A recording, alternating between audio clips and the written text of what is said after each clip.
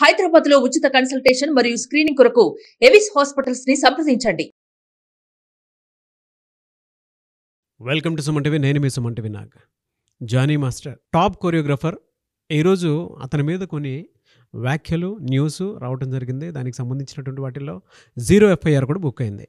అయితే జనరల్గా జరిగినటువంటి వాస్తవ కోణాలు ఏంటి అంటే లీగల్గా మన కంటికి కనిపించేటువంటి విషయాలు ఏంటి, అండ్ అందులో ముఖ్యంగా ఏదైనా ఉమెన్కి సంబంధించినటువంటి విషయాల్లో లైంగికంగా వేధిస్తున్నాడు అనేటువంటి విషయం బయటకు వచ్చినప్పుడు FIR బుక్ చేసేటప్పుడు జనరల్గా ఎలాంటి విషయాలు తీసుకుంటూ ఉంటారు, అండ్ FIR బుక్ అయిన తర్వాత ఇటువంటి కేసుల్లో బెయిల్ వచ్చే అవకాశం ఉంటుందా లేదా?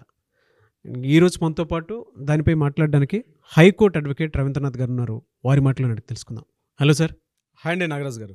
జానీ మాస్టర్ అంటే టాప్ కొరియోగ్రాఫర్ అని, పొలిటీషియన్ అని కూడా చెప్పొచ్చు. ఎందుకంటే జనసేన పార్టీలో ఉన్నటువంటి మనిషి. కొద్దిసేపు క్రితమే జనసేన పార్టీ నుంచి కూడా అంటే సస్పెండ్ చేసినట్లు కూడా తెలుస్తూ ఉంది.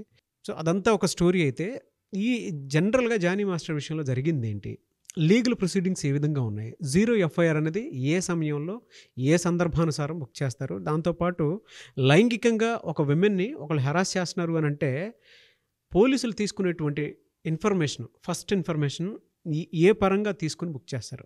నాగరాజ్ గారు, ఇప్పుడు మీరు చెప్పినటువంటి జానీ మాస్టర్ ప్రముఖ కొరియోగ్రాఫర్ ఎవరైతే ఉన్నారో ఇతని మీద ఒక FIR నమోదైందని, సెక్సువల్ హెరాస్మెంట్ తన మీద చేశారని చెప్పి ఒక మహిళ కంప్లైంట్ చేయడం జరిగింది. అయితే యాక్చువల్గా సెక్సువల్ హెరాస్మెంట్స్ విషయంలో పోలీసులు ఎటువంటి విధి విధానాన్ని అనుసరిస్తారు, కోర్టు ఏం చెప్తుంది, న్యాయస్థానాల్లో వీటి మీద ఎలాంటి ప్రొసీడింగ్స్ ఉంటాయి అన్నది నేను మీతో కొంత షేర్ చేసుకునే ప్రయత్నం చేస్తాను. దీనికి సంబంధించి ముఖ్యంగా జానీ మాస్టర్ గారి మీద ఈ లైంగిక ఆరోపణలు అంటే సెక్సువల్ అబ్యూజ్మెంట్ కానీ హెరాస్మెంట్ విషయాలు వచ్చేటప్పుడు అంటే ఏ మహిళ అయినా సరే అంటే ఫస్ట్ 0 FIR అంటే ఏంటి కొంత మీకు వివరించే ప్రయత్నం చేస్తాను. ఏ మహిళ అయినా సరే, నాట్ ఓన్లీ మహిళ కాదు, ఎవరైనా సరే తాను ఉన్నటువంటి ఒక పోలీస్ స్టేషన్ పరిధిలో ఉంటుంది. తను ఒక పోలీస్ స్టేషన్ పరిధిలో కాకుండా రీసెంట్గా మనకి 2018 వచ్చినటువంటి సెంట్రల్ గవర్నమెంట్ యాక్ట్ ప్రకారం ఎవరు ఎక్కడి నుంచైనా FIR నమోదు చేసుకోవచ్చు. అంటే తను ఉన్నటువంటి పోలీస్ స్టేషన్ పరిధి, ఇంతకుముందు ఎలా ఉండేది, ఏ పోలీస్ స్టేషన్ పరిధిలో ఉంటే ఆ పోలీస్ స్టేషన్కి వెళ్ళి అక్కడికి వెళ్ళి పోలీస్ కంప్లైంట్ చేయడం అనేది రెగ్యులర్ సిస్టమ్. సెంట్రల్ గవర్నమెంట్ చేసిన కొన్ని యాక్ట్స్ ప్రకారం ఏంటంటే మనం ఎక్కడి నుంచైనా ఒక FIR నమోదు చేయొచ్చు. అంటే అక్కడ సమీపంలో ఉన్న పోలీస్ స్టేషన్కి వెళ్ళి తన యొక్క డీటెయిల్స్ అని ఇచ్చిన తర్వాత ఈ కన్సల్టేషన్ ఏ పోలీస్ స్టేషన్ పరిధిలోకి వస్తుందో దాన్ని ఫార్వర్డ్ చేస్తారు. దట్ ఇస్ కాల్డ్ 0 FIR అంటారు. ఇక్కడ మనం ఈ విషయానికి వచ్చినట్లయితే ఈ జానీ మాస్టర్ గారి మీద వచ్చినటువంటి ఎవరైతే లైంగిక ఆరోపణలు చేసిందో ఆ విక్టిమ్ అనేటువంటి ఒక బాధితురాలు, ఆమె 21-23 సంవత్సరాల వయసు ఉంటుందని రీసెంట్గా మన పోలీసులు కూడా తెలపడం జరిగింది. అయితే ఈ మహిళ ఏం చేశారంటే రాయదుర్గం PSలో ఒక కంప్లైంట్ ఇవ్వడం జరిగింది. కంప్లైంట్ ఇచ్చేటప్పుడు ఎవరైనా వ్యక్తి వచ్చి కంప్లైంట్ ఇస్తే ఇమీడియట్ తీసేసుకుంటారా అంటే తీసుకోరండి. ఇమీడియట్గా ఏం చేస్తారంటే వాళ్ళకు కొన్ని ఎవిడెన్సెస్ చూపించాలి. డెఫినెట్గా నేను పలానా వ్యక్తి మీద నేను అప్లికేషన్ తీస్తున్నాను, లేకపోతే ఆయన మీద అలిగేషన్ తీసుకొస్తున్నాను అంటే డెఫినెట్గా కొన్ని ఆరోపణలు చేయడంతో పాటు కొన్ని సాక్ష్యాధారాలు చూపించగలగాలి. అంటే పోలీస్ ప్రొసీడింగ్స్ ఎలా ఉంటే నేను చెప్తాను. చెప్పిన వెంటనే ఏం చేస్తారంటే ఎవరి మీద అయితే అప్లికేషన్స్ వస్తున్నాయో ఆ పర్సన్ని పిలిపిస్తారు. జనరల్గా పిలిపించి ఆయనతో మాట్లాడి ఇవి కరెక్టా కాదని మాట్లాడతారు. మాట్లాడిన తర్వాత FIR నమోదు చేస్తారు. This is the system. First ఇంట్రాగేషన్కి పోలీసులు పిలుస్తారు. ఒక వ్యక్తి వచ్చి తన కంప్లైంట్ ఇవ్వగానే ఆ పర్సన్ ఇమీడియట్గా పిలిపిస్తారు. పిలిచి పోలీస్ స్టేషన్లో మాట్లాడతారు. మాట్లాడిన తర్వాత ఆ యొక్క సాక్ష్యాధారాలు బలంగా ఉన్నాయని పోలీసులు నమ్మిన తర్వాతనే FIR నమోదు చేస్తారు. సరే, ఇవి జరిగిందా జరగలేని విషయం మనకు ప్రస్తుతానికి అప్రస్తుతమైనప్పుడు కూడా మనకు అంత క్లియర్గా తెలియదు. బట్ ఏదైనప్పుడు కూడా ఈ అమ్మాయి ఎవరైతే ఉన్నారో ఈ అమ్మాయి మీద ఈ అమ్మాయి ఒక FIRని అయితే రాయదుర్గం PSలో చేసినప్పుడు రాయదుర్గంలో ఉన్న పోలీస్ స్టేషన్లు ఈ కేసు నార్సింగ్ పోలీస్ స్టేషన్ పరిధిలో వస్తుందని చెప్పి అక్కడ నార్సింగ్ PS పరిధిలోకి ట్రాన్స్ఫర్ చేశారు. దిస్ కాల్డ్ 0 FIR అనే word meaning, that is called meaning of 0 FIR. అంటే ఇప్పుడు నార్సింగ్ పోలీస్ స్టేషన్ ఏం చేశారంటే విచారణ స్వీకరించారు, ఇంట్రాగేషన్ కోసం ప్రొసీడింగ్స్ మొదలుపెట్టారు. అయితే ఈలోగా మరి జానీ మాస్టర్ గారిని పిలిచారా పిలవలేదంటే మనకి ఇంకా ఇన్ఫర్మేషన్ రాలేదు. బట్ మనకి FIR నమోదైంది. ఆ FIR యొక్క డీటెయిల్స్లోకి మనం వెళ్ళే ప్రయత్నం చేద్దాం నాగరాజ్ గారు. ఈయన మీద చేసినటువంటి FIR యొక్క డీటెయిల్స్ ఏంటంటే ఈయన మీద సెక్షన్ 376 అనేటువంటి 376/2/N అన్నటువంటి ఒక సెక్షన్ ఈయన మీద నమోదు చేశారు. దాని అర్థం ఏంటంటే దట్ ఇస్ కాల్డ్ రేప్. అంటే 376/2/N అంటే ఒకే వ్యక్తి ఒకే మహిళపై అనేక మార్లు అత్యాచారం చేయడాన్ని ఇది N సూచిస్తుంది అనమాట. 376/2/N అనేది ఒకే వ్యక్తి ఒకే మహిళపై రిపీటెడ్గా అత్యాచారం చేయడం కింద సెక్షన్ కిందగా ఇది చూపిస్తుంది. ఇది చాలా కాగ్నిజబుల్ అఫెన్స్, అంటే చాలా సివియర్ ఆబ్లిగేషన్. దీని మీద బహుశా బెయిల్ వచ్చే అవకాశం కూడా చాలా తక్కువ ఈ యొక్క సెక్షన్ మీద. అంటే వీలైతే అప్ టు 10 years వరకు జైలు శిక్ష ఉంటుంది, వీలైతే మరణదండన కూడా వేసే సెక్షన్ ఉంటుంది. అంటే ఇవన్నీ కోర్టులో ట్రయల్స్ అన్ని ప్రూవ్ అయ్యి ఎవ్రీథింగ్ అయినప్పటికీ అప్పుడున్నటువంటి పోలీస్ అంటే అంటే అప్పుడున్నటువంటి జడ్జి గారు న్యాయస్థానాలు ఏం చెప్తాయంటే ఈ సెక్షన్ మీద ఉన్నటువంటి అంటే ఈ యొక్క సెక్షన్కి శిక్షలే ఉంటాయని చూపిస్తాం మనం.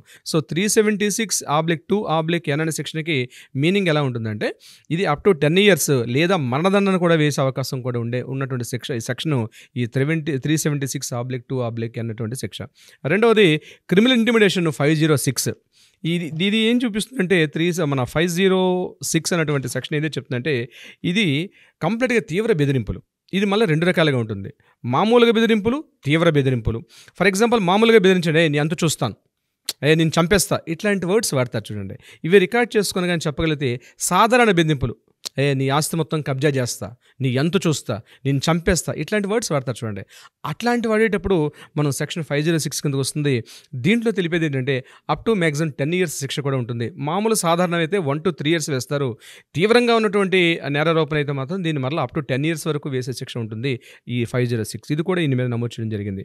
ఇక మూడోది వాలంటరీ కాజింగ్ హర్ట్, అంటే ఇది సెక్షన్ 326 కింద వస్తుంది. అంటే ఏంటి, కత్తితో కానీ తుపాకీతో కానీ లేదా ఏదైనా పదునైన ఆయుధంతో నువ్వు నా కోరిక తీర్చకపోతే నేను చంపేస్తా అన్ని బెదిరింపులు అనమాట. బెదిరింపులకు పాల్పడడం. అలాగే యాసిడింగ్ అంటే రెడ్ కలర్ ఆమ్ల పదార్థాలతో అటాక్ చేయడం, యాసిడ్స్ చేయడం, రక్తం వచ్చేటట్టుగా కొట్టడం, అంటే ఏవైనా అటువంటి కెమికల్ యూజేషన్ చేసినప్పుడు ఈ 326 అటువంటి సెక్షన్ యూజ్ అవుతుంది అనమాట.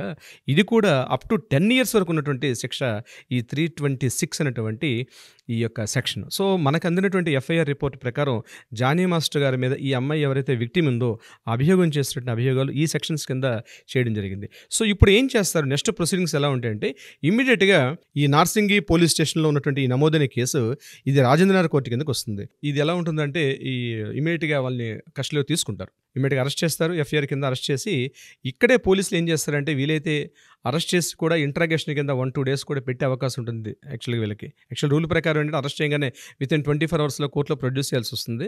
బట్ ఇక్కడ 2 days చేస్తారా, 1 day పెడతారా, ఇమీడియట్గా ఏ రోజు అయితే కోర్టులో ప్రొడ్యూస్ చేసిన రోజు నాడే అరెస్ట్ చూపిస్తారని దట్ ఈస్ డిఫరెంట్. చేసినప్పుడు కోర్టులో ప్రొడ్యూస్ చేస్తారు ఇమీడియట్గా. ఇప్పుడు ఏం చేస్తారంటే కోర్టులో ప్రొడ్యూస్ చేసినప్పుడు ఇమీడియట్గా ఈయనకి 14 days రిమాండ్ అయితే కోర్టు విధిస్తుంది. ఈయనకి దగ్గరలో ఉంటే బహుశా మన హైదరాబాద్ పరిధి కాబట్టి సైదాబాద్లో జైలు వైపు పంపించే అవకాశం ఉంటుంది. 14 days అక్కడ రిమాండ్లో ఉంటారు. ఈయన ఇక్కడ కంప్లీట్ 14 days ఉండేటప్పుడు దీని మీద ఈ రిపోర్ట్స్ దీని మీద ఇంట్రాగేషన్ చేస్తారు, అవునా కాదని విషయాల మీద పోలీసులు ఇంట్రాగేషన్ చేస్తారు. దట్ ఇస్ కాల్డ్ రిమాండ్ అంటారు. రిమాండ్లో పెడతారు 14 days. 14 days అయిన తర్వాత మళ్ళీ జడ్జి గారి ముందు మళ్ళీ ప్రవేశపెట్టడం జరుగుతుంది. మళ్ళీ వీలైతే ఇంట్రాగేషన్ సరిపోలేదండి మళ్ళీ ఎక్స్టెండ్ చేయమంటే మళ్ళీ 14 days మళ్ళీ రిపీటెడ్గా 14 days చేసుకుంటూ వెళ్తారు. జనరల్గా నేను మాట్లాడుతున్నానండి, కోర్టులో జరిగే సిస్టమ్ నేను మాట్లాడుతున్నా. ఇది జానీ మాస్టర్ గారికి ఈ విషయం చేస్తారా చేయలేదు దట్ ఈస్ ద సిచ్యువేషన్ మారిపోవచ్చు. బట్ కోర్టులో జనరల్గా సిచ్యువేషన్ నేను చెప్తున్నాను. ఇక్కడ ఏమవుతుందంటే ఇమీడియట్గా తనకు ఒక అరెస్ట్ చేసేటప్పుడు కూడా ప్రొసీడింగ్స్ ఎలా ఉంటాయంటే ఇమీడియట్గా ఆ వ్యక్తిని అరెస్ట్ చేసే ముందు ఎందుకు అరెస్ట్ చేస్తున్నావు ఏంటంది ఒక అరెస్ట్ వారెంట్ చూపిస్తారు, వారెంట్ ప్రకారం ఆయన అరెస్ట్ చేస్తారు. సో వారెంట్ చేసి అరెస్ట్ చేసిన తర్వాత అతన్ని ఒక న్యాయవాదిని ఒక అడ్వకేట్ను మాట్లాడుకుంటారు. అడ్వకేట్తో పాటు బెయిల్ అప్లై చేస్తారు. అయితే ఎప్పుడైతే ఎఫ్ఐఆర్ నమోదైందో ఇతను అరెస్ట్ కాకుండా కూడా ఒక యాంటిసిపేటరీ బెయిల్ తీసుకోవచ్చు. అది యాంటిసిపేటరీ బెయిల్ ఇమీడియట్గా అప్లై చేస్తుంది. ఇవ్వచ్చు ఇవ్వకపోవచ్చు, బట్ యాంటిసిపేటరీ కొద్దిగా ఎక్స్పెన్సివ్గా ఉంటుంది. ఆ యాంటిసిపేటరీ బెయిల్ వస్తే ఇమీడియట్గా ఇది ఇంకా ఆయన అరెస్ట్ చేసే అవకాశం కూడా ఉండదు. అయితే దీనిలో యాంటిసిపేటరీ బెయిల్ వస్తుందా రాదండి సిచ్యువేషన్స్ని బట్టి అప్పుడున్నటువంటి కోర్టులో న్యాయస్థానంలో జడ్జి గారి యొక్క మూడ్స్ని బట్టి కూడా ఉండే అవకాశం కూడా ఉంటుందండి. నేను కొద్దిగా సాహసిస్తున్నాను నాగరాజు గారి వర్డ్ చెప్పడానికి. సో జడ్జిల మూడ్ని బట్టి కూడా మారిపోయే అవకాశం కూడా ఉంటుంది. సో బెయిల్ వస్తుందా రాదండి అది. సో ఈ 14 daysలో కంటిన్యూగా రిపీటెడ్ ఒక బెయిల్ అప్లై చేస్తుంటాం, బెయిల్ ఫెయిల్ అవుతుంటుంది, బెయిల్ అప్లై చేస్తారు, బెయిల్ ఫెయిల్ అవుతుంది, ఇది ఒక ప్రొసీజర్ నడుస్తూనే ఉంటుంది. బట్ ఏదో ఒక రోజు నాటికి అయితే ఇక్కడ పోలీసులు ఏం చేస్తారంటే నాగరాజు గారు టెక్నికల్గా నేను చెప్తాను, కొద్దిగా ఇవన్నీ లీగల్ విషయాలు ఓపెన్ ఫోరంలో మాట్లాడే కొద్దిగా ఇబ్బందిగా ఉంటాయి. ఇక్కడ పోలీసులు ఛార్జ్ షీట్ ఫైల్ చేయరు సార్, లేట్ చేస్తారు ఛార్జ్ షీట్ ఫైల్ చేయాలంటే. ఎందుకు లేట్ చేస్తారు, ఛార్జ్ షీట్ కానీ ఫైల్ అయిందంటే డెఫినెట్గా బెయిల్ అనేది ఇవ్వాలి యాజ్ పర్ రూల్ ప్రకారం. సో వీళ్ళు ఏం చేస్తారంటే బెయిల్ ఇది ఎలా ఉంటుందంటే టామ్ అండ్ జెర్రీ గేమ్లా ఉంటుంది అనమాట. సో ఇమీడియట్గా ఎప్పుడైతే బెయిల్ ప్రాబ్లం వస్తుంది కాబట్టి వీళ్ళు ఏం చేస్తారంటే ఛార్జ్ షీట్ ఫైల్ చేయరు. అది ఇన్ని రోజులు టైం అంటుంటుంది. యాక్చువల్ 90 days టైం ఉంటుంది, యాక్చువల్గా 60 days కొన్ని విషయాలు ఉంటుంది. సో 60 days డ్రాగన్ చేస్తారు. So once charge sheet file అయిన తర్వాత అగైన్ అప్పుడు ఛార్జ్ షీట్ ఫైల్ ఓకే చేశాక అప్పుడు కోర్టులో ట్రయల్ స్టార్ట్ అవుతాయి. సో అప్పటి వరకు ఈ అమ్మాయి సింగిల్గా ఒకసారి కోర్టుకు సరిపోతుంది. బట్ ఎవరైతే ఈ పర్సన్స్ ఉన్నారో మన జానీ మాస్టర్ గారు అయితే రిపీటెడ్గా కోర్టుకి అయితే అటెండ్ అవ్వాల్సి వస్తుంది కంప్లీట్గా కంటిన్యూగా. అప్పుడు కోర్టులో ట్రయల్ స్టార్ట్ అవుతాయి. ఇది 1 year పడుతుందా, 2 years పడుతుందా, 3 years పడుతుందా అన్నది ఆ కేసుకు ఉన్నటువంటి తీవ్రతను బట్టి ఉంటుంది. జడ్జిమెంట్ ఒకసారికి వచ్చే అవకాశం ఉంటుంది. ఇది యాక్చువల్గా లీగల్ ప్రొసీడింగ్స్ మాత్రమే నేను చెప్పేది నాగరాజు గారు. ఇప్పుడు ఈయనకి ఈ విషయంలో బెయిల్ వచ్చే అవకాశం ఉంటుంది అనుకోవచ్చా, రాదనుకోవచ్చు? ఇది యాక్చువల్గా ఈ సెక్షన్స్ ప్రకారం అయితే, నాకున్న ఇన్ఫర్మేషన్ ప్రకారం అయితే ఈ 14 days 1 monthలో వచ్చే అవకాశం చాలా తక్కువ అండి. యాక్చువల్గా ఇవి యాంటిసిపేటరీ బెయిల్, ఈ యాంటిసిపేటరీ బెయిల్ అది మేబీ అండి, అది మనం చెప్పొచ్చు చెప్పలేము, అది సిచ్యువేషన్ చెప్పలేము మనం. యాంటిసిపేటరీ బెయిల్ రావచ్చు, రాకపోవచ్చు, ఎందుకంటే నేను సొసైటీలో ఫిగర్గా ఉన్నాను. అయితే దీనికి సంబంధించి మనకి ఉమెన్ సేఫ్టీ వింగ్ అని WSW ఉంది, శిఖాగోయల్ గారు, దీని డీజే గారు, ఆవిడ కూడా మాట్లాడుతూ ఒక విషయం చెప్పడం జరిగింది. ఇవన్నీ కూడా ఒక ఇండస్ట్రీకి సంబంధించింది కాబట్టి ఒక పోష్ యాక్ట్ ఉంది, అంటే prevention of the sexual harassment act, posh act 2013 act ఇది. దీని ప్రకారం ఏంటంటే ఒక ఇంటర్నల్ కమిటీ, అంటే ప్రతి వ్యాపార సంస్థ కానీ ఒక ఆర్గనైజేషన్లో కూడా ఒక కమిటీ వేసుకోవాలి. ఇటువంటి ఏమైనా ఆబ్లిగేషన్స్ వచ్చేటప్పుడు ఫస్ట్ కమిటీకి ముందు చూపించాలి. కమిటీ యాక్సెప్టెన్స్ చేయకపోతే అప్పుడు యాక్చువల్గా FIR నమోదు చేయాలి. బట్ ఇక్కడ పోష్ యాక్ట్ మీద చేయకుండా కొంతమంది సినీ ప్రముఖులు తన మీద ఫోర్స్ చేసినట్టుగా ఒక వార్త చెప్పడం జరిగారు.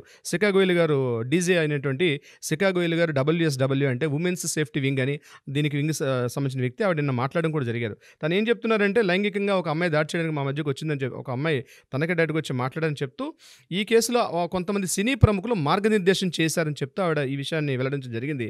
అయితే మేము లా అండ్ ఆర్డర్ రిఫర్ చేసి లా అండ్ ఆర్డర్లో దీన్ని FIR నమోదయ్యేటట్టుగా చేసామంట. అంటే నాకున్నట్టు నాలెడ్జ్ ప్రకారం ఏంటంటే, పోలీసులు తొందరగా ఇంత కాంప్లికేటెడ్ సెక్షన్స్ మీద పెట్టే అవకాశం లేదు. బహుశా అమ్మాయి బలమైనటువంటి కొన్ని సాక్ష్యాధారాలు చూపించి ఉండవచ్చు. ఎందుకంటే ఒకవేళ సాక్ష్యాధారాలు లేకుండా పోలీసులు మనం చేసామనుకోండి, వాళ్ళకి డ్యామేజ్ షూట్ వస్తుంది. మళ్ళీ పోలీసులకి ఏది పడుతుంది, పోలీసులు ఇమీడియట్గా FIR నమోదు చేసే అవకాశం లేదు. ఇమీడియట్గా ఒక VIP పర్సన్, పబ్లిక్ ఫిగర్ కాబట్టి నా మీద లేకుండా చేసిన డైరెక్ట్ పోలీసుల మీద డ్యామేజ్ షూట్ చేసే అవకాశం కూడా ఉంటుంది. బహుశా అంత ఈజీగా పోలీసు అయితే FIR చేసే అవకాశం ఉండదు. దీనికి సంబంధించి లీగల్ ప్రొసీడింగ్స్ ప్రకారం అయితే కొంతవరకు ఆయనకి ఇబ్బందే. బట్ ఆయన యాంటిసిపేటరీ బెయిల్ వస్తుంది రాదని మనం చెప్పలేం. బట్ రావచ్చు, రాకపోవచ్చు. ఇది maybe may not be also. So డెఫినెట్గా లీగల్ ప్రొసీడింగ్స్ అయితే ఇలా ఉంటాయి నాగరాజు గారు.